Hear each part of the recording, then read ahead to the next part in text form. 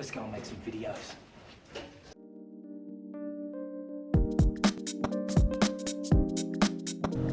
So today we were working with a client around recruitment and also bias in recruitment. And I think what we really wanted to share was what can happen when you make the wrong recruitment decisions and how they can impact your team.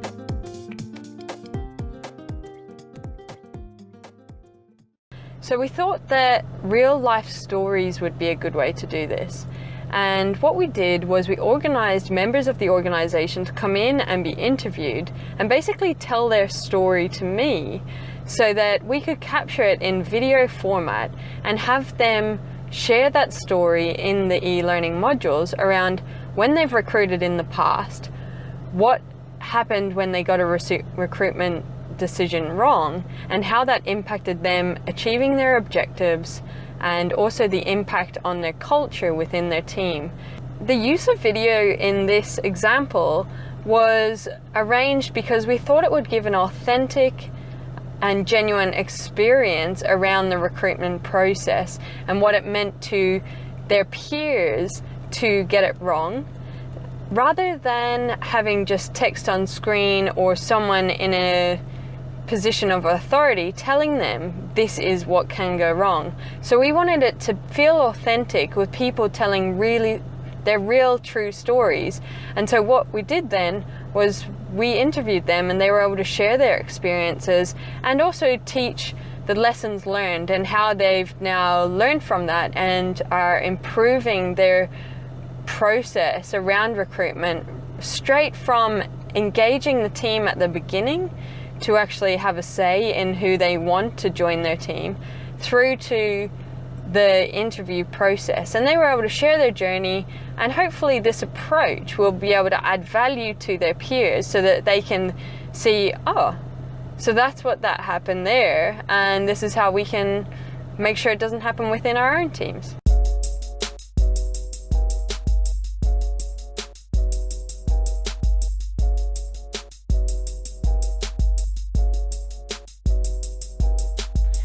You know, it's really important when you're getting up to present information.